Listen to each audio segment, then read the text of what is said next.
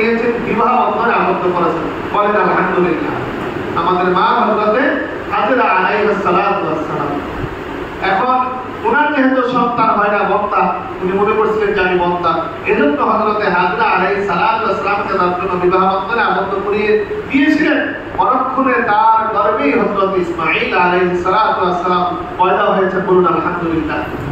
পরে হযরত সারার ঘরেও সন্তান হয়েছে, তার নাম হলো ইসহাক। বনি ইসরাঈলের ধারাবাহিকতা তার মাধ্যমে আসে।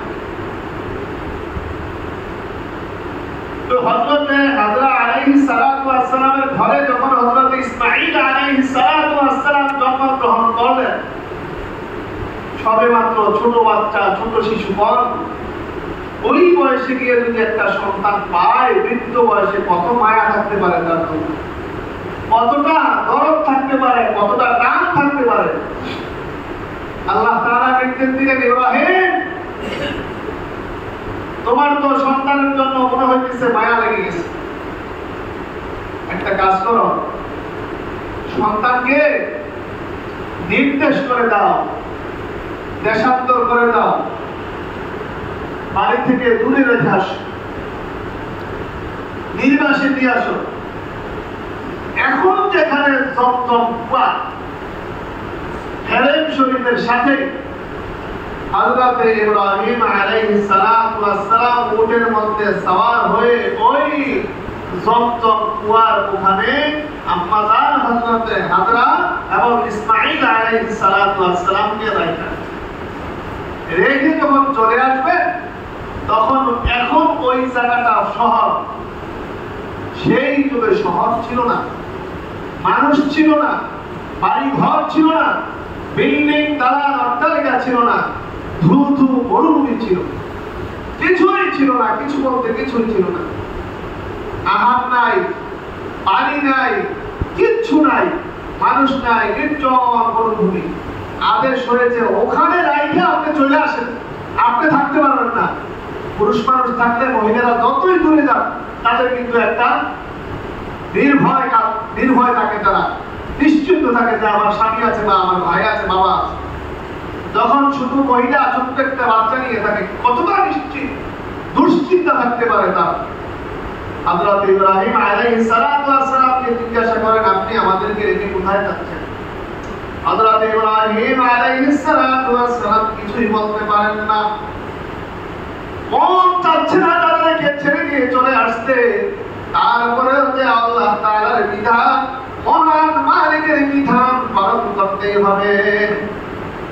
তো ঘরের স্ত্রীও তো ওইরকমই একটা, তিনি বুঝে ফেলছেন যে এটা তার পক্ষ থেকে না।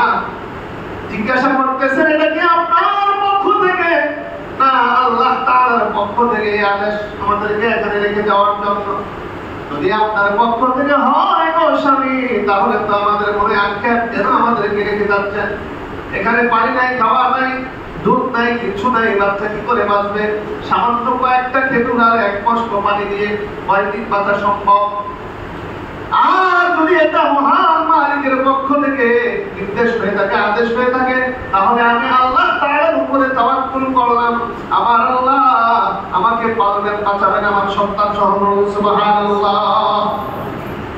মরুভূমির মধ্যে হযরত ইসমাঈল আলাইহিস সালাতু ওয়াস সালামকে মা হাজরা আলাইহিস সালাতু ওয়াস সালামের কাছে রেখে আসলেন। সামান্য একটা খেজুর আর সামান্য এক কষ্ট পানি। মরুভূমির মধ্যে এত রোদ তারা গিয়েছেন, সৌদি আরবের মধ্যে দেখে আসতেন। পুকুর থেকে রোদ যখন হয়, কখন রোদ মনে হয় মাথার মগজগুলো আপনার টপক টপক করে হাতের মারের মতো উতরাইতেছে, এই ধরনের অনুভব হইতে থাকে।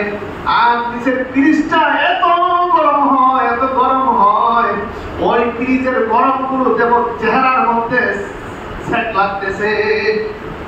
আগুনের কুণ্ডুলির কাছে দাঁড়াইলে লোহার বাটিতে গেলে যেমন রুলিং মিলের মধ্যে যেমন একটা আগুনের একটা আসে নিজের দিকে, ওই রকম মনে হয়।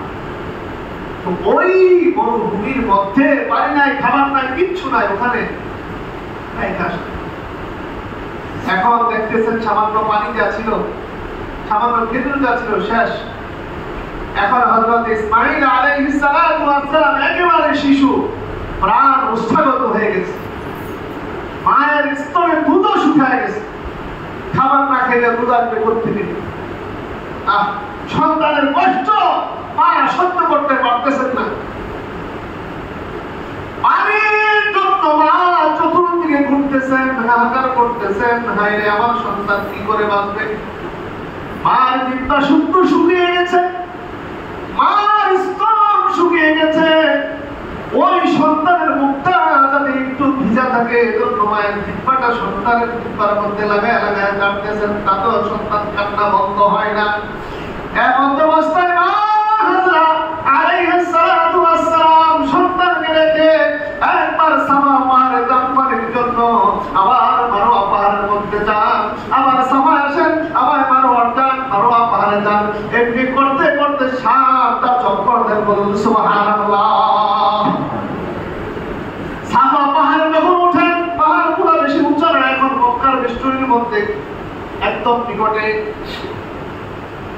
সাফা উঠতে মারওয়া পাহাড়ের মধ্যে দেখা যায় রোদের তাপ যখন পরে বালু কণাগুলা ঝিলমিল ঝিলমিল করতে থাকে, পানির মধ্যে দেখা যায় দূর থেকে অনুপরে পানি। এটা বললাম মারওয়া পাহাড়ের মধ্যে যোগ দিয়েছেন। আবার যখন মারওয়া গিয়েছেন, আমার এদিক তাকায় দেখেন এখানে ঝিলমিল করতেছে, মনে হয় দূর থেকে পানি। আবার পানির জন্য একটি ভাবে দৌড়াচ্ছেন, একটা নয় দুইটা নয়, মহিলা মানুষ 7টা দৌড় জীবন দিয়েছেন আল্লাহ সুবহানাহু ওয়া তাআলার কাছে। এই দৌড় এই তো এত ভালো লেগেছে কিয়ামত পর্যন্ত যত হাদিস যাবে তাদের জন্য ওয়াজিব করে দিয়েছেন, বলুন সুবহানাল্লাহ।